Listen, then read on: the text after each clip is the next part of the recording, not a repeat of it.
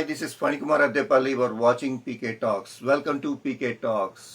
IPL 2026 season number 19 match number 29కి వచ్చేసాం.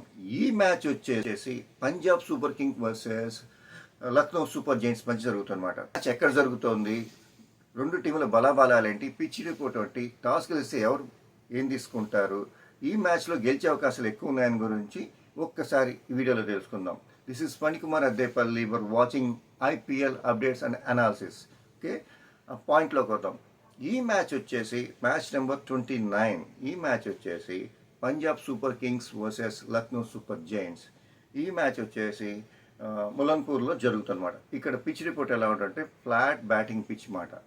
ఇందులో బాల్ పడితే అవుట్ఫీల్డ్ చాలా ఈజీగా ఉంటుంది, బౌండరీస్ చాలా చిన్నగా ఉన్నాయి, ఉండే కొద్ది బౌలర్స్కి అనుకూలిస్తుంది. అట్ ది సేమ్ టైం బ్యాట్స్మెన్కి కూడా బాగుంటుంది అన్నమాట. బ్యాటింగ్ ఫ్రెండ్లీ పిచ్ అని చెప్పచ్చు. ఇక్కడ 170+ రన్స్ వచ్చే అవకాశాలు ఎక్కువగా ఉన్నాయి. మరి రెండు టీముల ఇన్సార్లు తలబడ్డాయి అంటే హెడ్ హెడ్ వచ్చేసి 6 టైమ్స్ తలబడ్డాయి. అందులో 3 టైమ్స్ ఎల్ఎస్జీ గెలిచింది, 3 టైమ్స్ పంజాబ్ గెలిచింది. సో దాని గురించి ఏం లేదు.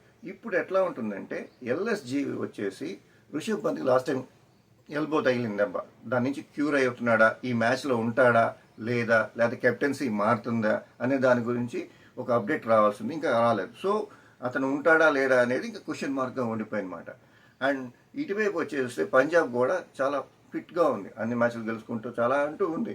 రెండు టీములు కానీ tough and fight, neck to neck fight అని చెప్పొచ్చు అన్నమాట. 50-50 అవకాశాలు ఉన్నాయి మంచిగా. ఒక్కసారి పంజాబ్ టీం ఎట్లా ఉందో చూద్దాం. రిభుష్మంత్ సింగ్, కూపర్, శ్రేయాస్ అయ్యర్, నిహాల్, శశాంక్ సింగ్, స్టోర్స్, జాన్సన్, అరుణ్పీట్, విజయ్ కుమార్, హర్షదీప్ సింగ్, చాహల్, పేష్ ఆర్య.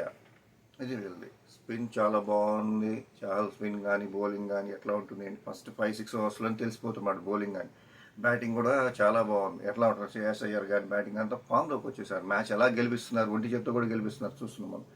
ఇలా ఉంది వీళ్ళ టీం, పర్ఫెక్ట్గా ఉంది. బౌలింగ్ కూడా బాగుంది, ఫీల్డింగ్ కూడా బాగుంది. వీళ్ళకి చాలా బెనిఫిట్స్ అయితే ఉన్నాయనిపిస్తుంది. At the same time LSG team ఎలా ఉందో ఒకసారి చూద్దాం.